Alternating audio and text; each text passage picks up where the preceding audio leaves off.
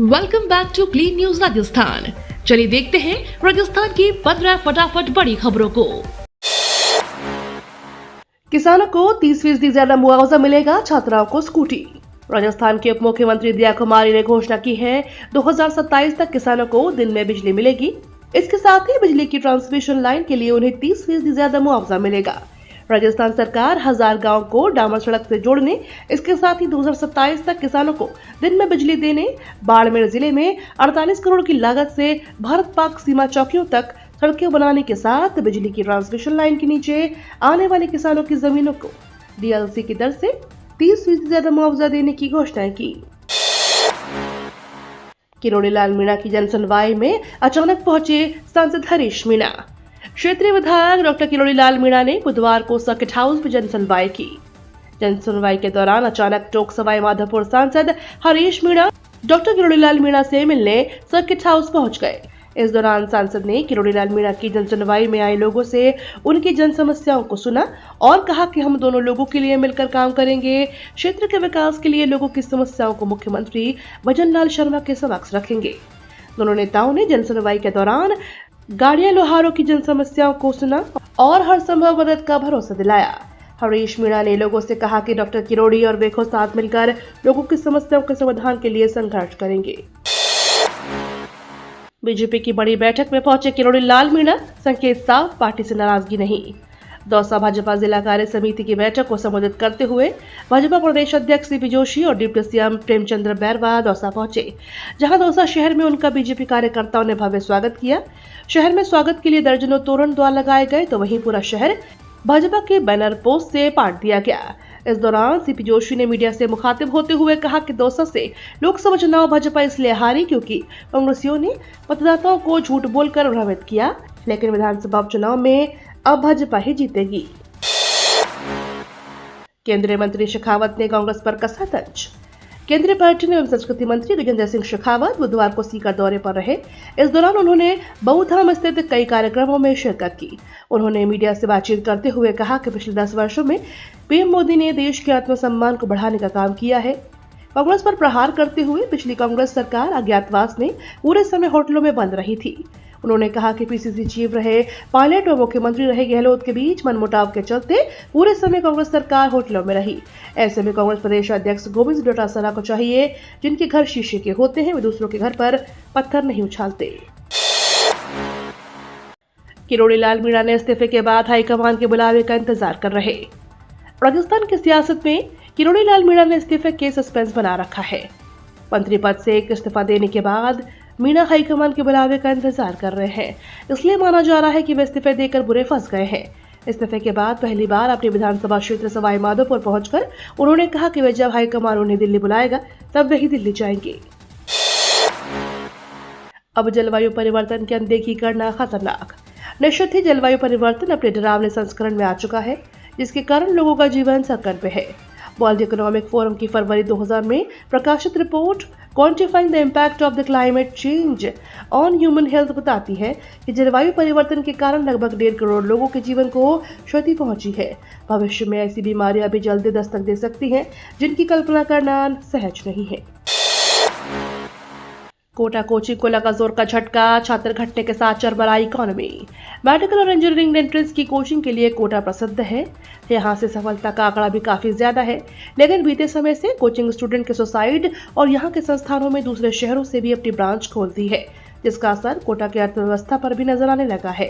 कोटा में coaching institute के आने से जो इकोनॉमी 6500 करोड़ के आसपास 2022 में पहुंच गई थी, उसमें इस साल गिरावट होकर यह आधी रह जाएगी। इसका असर कोटा के आम नागरिक से लेकर हर व्यक्ति की जेब पर नजर आएगा। इसे इकोनॉमी के चलते हर व्यापार से होकर सर्विस सेक्टर भी कमजोर होगा। 44,000 से अधिक सैलरी वाली चाहिए नौकरी तो एनपीसीआईएल में तुरंत करें आवेदन। भारतीय परमाणु ऊर्जा निगम लिमिटेड में नौकरी पाने की ख्वाहिश रख रहे युवाओं के लिए शानदार अवसर है। इसके लिए एनपीसीआईएल ने स्टाइपेंडरी ट्रेनी कैटेगरी 1/2 एक्सरे तकनीशियन या नर्स के पदों के लिए वैकेंसी निकाली है। जो भी उम्मीदवार इन पदों के लिए आवेदन करना चाहते हैं, वे एनपीसीआईएल की आधिकारिक वेबसाइट पर जाकर अप्लाई कर सकते हैं। इन पदों के लिए आवेदन प्रक्रिया शुरू हो गई है। सेंट्रल रेलवे में इन पदों पर निकली भर्ती 15 अगस्त तक कर सकते हैं अप्लाई। रेलवे भर्ती परीक्षा की तैयारी कर रहे अभ्यर्थियों के लिए अच्छी खबर है। रेलवे भर्ती सेल ने सेंट्रल रेलवे में अप्रेंटिस पदों की भर्ती के लिए आवेदन मांगे हैं। इस भर्ती परीक्षा के तहत सेंट्रल रेलवे में 2000 से अधिक खाली पद को भरा जाएगा। इस परीक्षा में भाग लेने के लिए अभ्यर्थियों को ऑनलाइन आवेदन करना होगा। कोई भी पात्र अभ्यर्थी आधिकारिक वेबसाइट पर जाकर अपना आवेदन कर सकता है। राजस्थान में वर्ष दर वर्ष बढ़ रहे सड़क हादसे दुर्घटनाओं में होने वाली मौतों को लेकर सुप्रीम कोर्ट चिंतित। प्रदेश में वर्ष दर वर्ष बढ़ रहे सड़क हादसों में उनकी जान गंवाने वालों की संख्या में हो रही बढ़ोतरी को लेकर सुप्रीम कोर्ट समिति ने गहरी चिंता व्यक्त करते हुए मुख्य सचिव को पत्र लिखा है, जिसमें सड़क दुर्घटनाओं पर अंकुश लगाने के लिए ब्लैक स्पॉट सुधारने के साथ सड़क सुरक्षा परिषद और जिला सड़क सुरक्षा कमेटी की बैठकों में नियमित करने के निर्देश जारी किए हैं। बारां जिले में गणेश मंदिर का गुंबद टूटा, हिंदू संगठनों में आक्रोश। राजस्थान के बारां जिले में मंगलवार रात असामाजिक तत्वों द्वारा प्राचीन गणेश मंदिर के गुंबद को तोड़ने पर बवाल खड़ा हो गया है। आक्रोशित समाज के लोग विधायक संघ धरने पर बैठ गए। आरोपियों के खिलाफ कड़ी कार्रवाई की मांग करने लगे। लोगों ने आरोप लगाया कि एक समाज विशेष के लोगों द्वारा मंदिर में तोड़फोड़ की गई है। इसी के चलते हिंदू संगठनों ने मुहर्रम जुलूस न निकालने की चेतावनी दी डाली। दूसरी तरफ जिला कलेक्टर रोहिताश सिंह तोमर, एसपी राजकुमार चौधरी बारां शहर के आम नागरिकों से शांति व्यवस्था बनाए रखने की अपील की है। जल्द ही आरोपियों को पकड़कर कड़ी कार्रवाई की जाएगी। पूर्व मंत्री के करीबी संजय बड़ाया को ईडी के बाद सीबीआई का बुलावा। पीएचईडी में पर्दे के पीछे वाले घोटालेबाज ज्यादा दिन तक बच नहीं पाएंगे, क्योंकि राजस्थान में जल जीवन मिशन जेल जाओ मिशन बन चुका है। 2100 करोड़ के महाघोटाले में ईडी ने पूर्व मंत्री महेश जोशी के करीबी संजय बड़ाया को गिरफ्तार कर लिया है। घोटालेबाजों की ईडी का समन की खबर से जलदाय विभाग में सनसनी मच गई है। जेजेएम घोटाले से ईडी के बाद सीबीआई की शिकंजा कसना शुरू कर दिया है। तो अब घोटालेबाजों को ईडी के बाद सीबीआई का बुलावा आ गया है। कई अधिकारियों, प्रॉपर्टी व्यवसायियों को सीबीआई का समन आया है, जिसके बाद अब उन्हें पूछताछ के लिए दिल्ली तलब किया है। जम्मू में आतंकी घटनाओं पर गहलोत ने जताई चिंता। जम्मू कश्मीर में आतंकी हमले की घटनाओं में लगातार बढ़ोतरी और अब तक शांत क्षेत्र जम्मू में ऐसी घटनाओं की संख्या में इजाफा होने पर पूर्व मुख्यमंत्री अशोक गहलोत ने चिंता जताई है। उन्होंने कहा कि जम्मू कश्मीर में शांति के लिए केंद्र सरकार को गंभीरता से प्रयास करने चाहिए। दरअसल अशोक गहलोत ने सोशल मीडिया प्लेटफॉर्म एक्स पर एक बयान जारी कर कहा, जम्मू कश्मीर में आतंकी हमलों की संख्या में बढ़ोतरी एवं हमारे वीर जवानों व निर्दोष नागरिकों की हत्याएं बेहद दुखद है। पिछले 39 दिनों में 9 आतंकी हमलों में 12 जवान शहीद हो चुके हैं और 10 निर्दोष नागरिकों की जान जा चुकी है। रक्षाबंधन पर तोहफा, सस्ती हुई हवाई यात्रा।